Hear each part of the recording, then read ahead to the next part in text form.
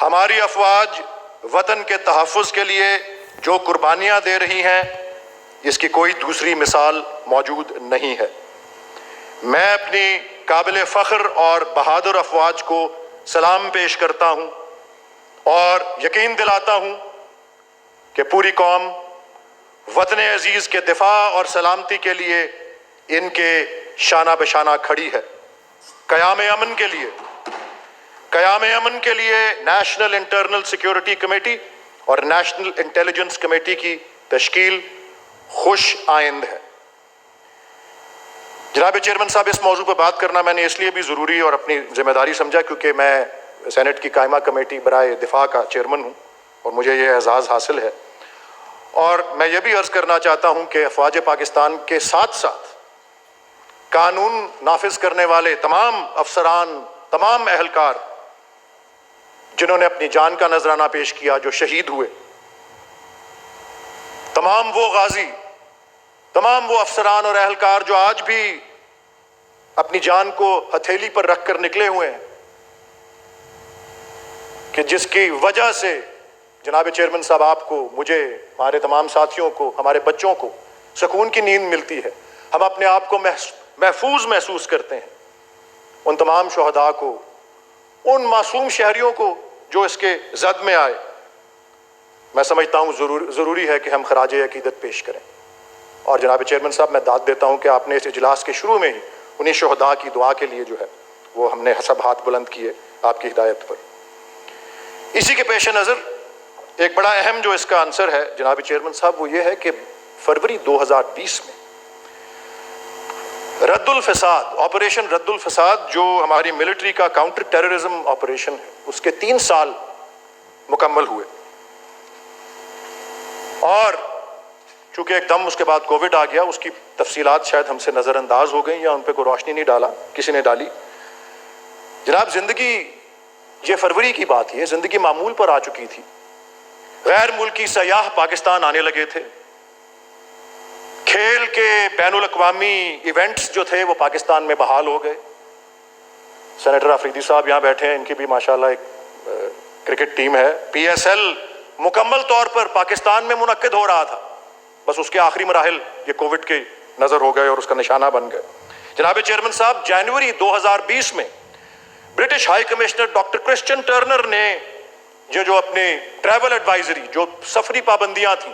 برطانیہ سے آنے والے شہریوں کے لیے، پاکستان ان پابندیوں کو ریلیکس کر دیا، اور کیا کہتے ہوئے، and I quote, he said credit goes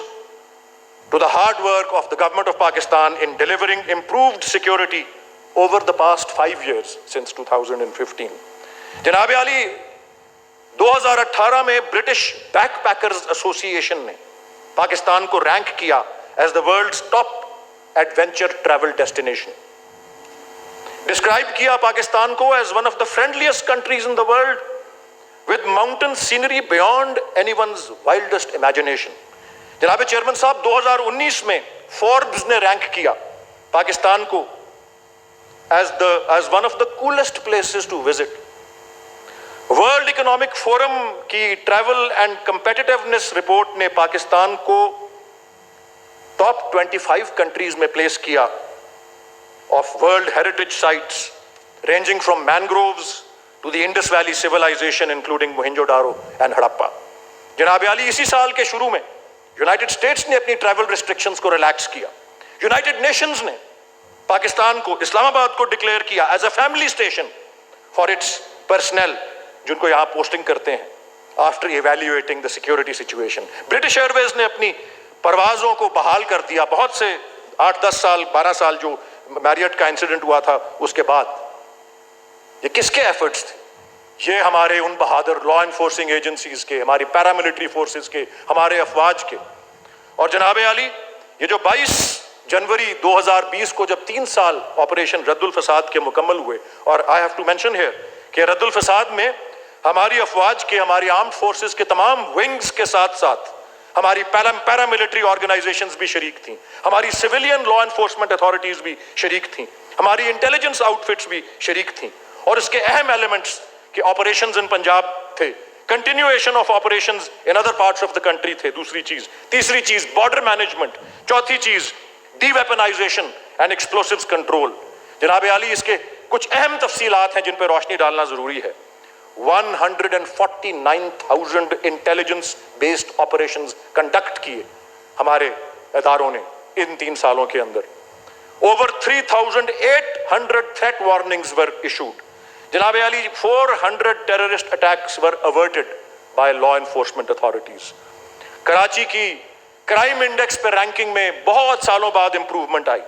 जनाब आली, border fencing with Afghanistan, which is aimed to prevent unauthorized cross-border movement by terrorists and other criminals, उसके जनाब आली ये 2017 के वस्त से बॉर्डर फेंसिंग जो है वो शुरू की गई थी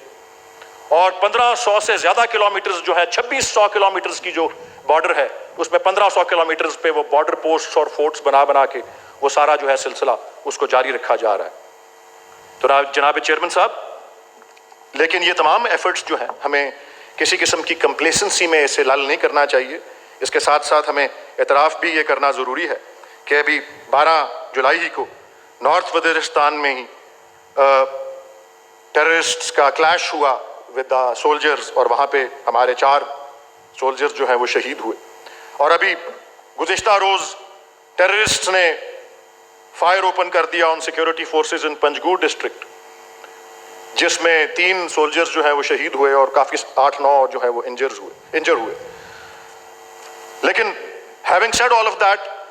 मैं समझता हूँ ये तमाम वो तफसीलात हैं जो कोविड-19 की वजह से हमारी अटेंशन जो है वो डाइवर्ट हुई है, तो हम दाद नहीं दे पा रहे, हम एक्नॉलेज और रिकग्नाइज नहीं कर पा रहे कि किस तरह से जो है पाकिस्तान को सिक्योर और एक महफूज जो है सरजमीन बनाया गया है, जिसके अंदर बहुत से कहते हैं। अभी कश्मीर की बात हो रही थी तो एक रजब तैयब अर्दोगान ने इस्तांबुल में एक जलसे के अंदर अल्लामा इकबाल के एक शेर में एक लफ्ज़ बदल के जो है, मैं जिसको एक लफ्ज़ बदलना चाहता हूँ, उन्होंने तो उस्मानियों की बात की थी, मैं एक लफ्ज़ बदल के उसमें कहना चाहता हूँ कि अगर कश्मीरियों पे कोहे गम टूटा तो क्या गम है कि खूने 100,000 अंजुम से होती है सहर पैदा। ये वो 100,000 अंजुम हमारी सरजमीन के हैं जिनके खून से ये हमारे मुल्क की ये महफूज जो है वो सहर पैदा हुई। और शहरी रहमान साहिबा ने बड़ी तफसील से जो है वो बात की कि जो मोदी सरकार ने और अभी गफूर हैदरी साहब ने भी मोदी सरकार के हवाले से जो बात की, मैं ये अर्ज़ करना चाहता हूँ कि मोदी सरकार जो मजालिम ढा रही है, कश्मीर के अलावा जो शहरियत का कानून उसने मंजूर किया और जिसको नाफिज करने की कोशिश की है, उसमें महज देवबंद और बरेली के उलमा नहीं बल्कि पूरी नौजवान नस्ल जो है हिंदुस्तान की वो सरापा एहतजाज हो गई हुई है। और जनाबे फैज़ अहमद फैज़ मरहूम के अशार पूरे हिंदुस्तान के अंदर उसकी मज़ाहमती मूवमेंट के अंदर, वो कोलकाता हो, वो केरला हो, वो बेंगलुरु हो, वो दिल्ली का शाहीन बाग हो, तमाम जामिया मिलिया के अंदर अगर स्टूडेंट्स के ऊपर जुल्म किया जाता है तो पूरी कौम जो है, पूरी नौजवान नस्ल जो है वहाँ पे सरापा एहतजाज हुई है। और वो वहाँ पे जिन्होंने अपने जानों के नजराने पेश किए और यहाँ पे जिन्होंने अपनी जानों के नजराने पेश किए इस मुल्क को महफूज बनाने के लिए, मैं वही फैज़ अहमद फैज़ के अशार से इस हाउस के सामने पेश करके अपनी गुफ्तगू को मुकम्मल करूँगा। और ये उन्हीं की नज़र करता हूँ, उन शहदा की और उन गाजियों की जो इस मज़ाहमत के अंदर और इस मुल्क को और इस खित्ते को पुरअमन और जुल्म से आज़ाद बनाने के लिए खड़े हुए हैं, कि हम देखेंगे, लाजिम है कि हम भी देखेंगे वो दिन कि जिसका वादा है हम देखेंगे, जो लौहे अज़ल में लिखा है हम देखेंगे, जब जुल्म सितम के कोहे गरां रूई की तरह उड़ जाएंगे, हम महकूमों के पांव तले ये धरती धड़ धड़ धड़केगी और अहले हकम के सर ऊपर जब बिजली कड़कड़ कड़केगी, जब अर्ज़े खुदा के काबे से सब उठवाए जाएंगे, हम अहले सफा मरदूदे हरम मसनद पे बिठाए जाएंगे, सब ताज उछाले जाएंगे, सब तख्त गिराए जाएंगे और नाम रहेगा अल्लाह का जो गायब भी है, हाजिर भी, जो नाजिर भी है, मंजर भी, और उठेगा अनल हक का नारा जो मैं भी हूँ और तुम भी हो, और राज करेगी खल्के खुदा जो मैं भी हूँ और तुम भी हो। Thank you sir. Thank you Waleed साहब, थैंक यू जी। उस्मान काकड़ साहब। मेहरबानी जनाब चेयरमैन साहब। नेक्स्ट आप हैं अतीक साहब। जी जी।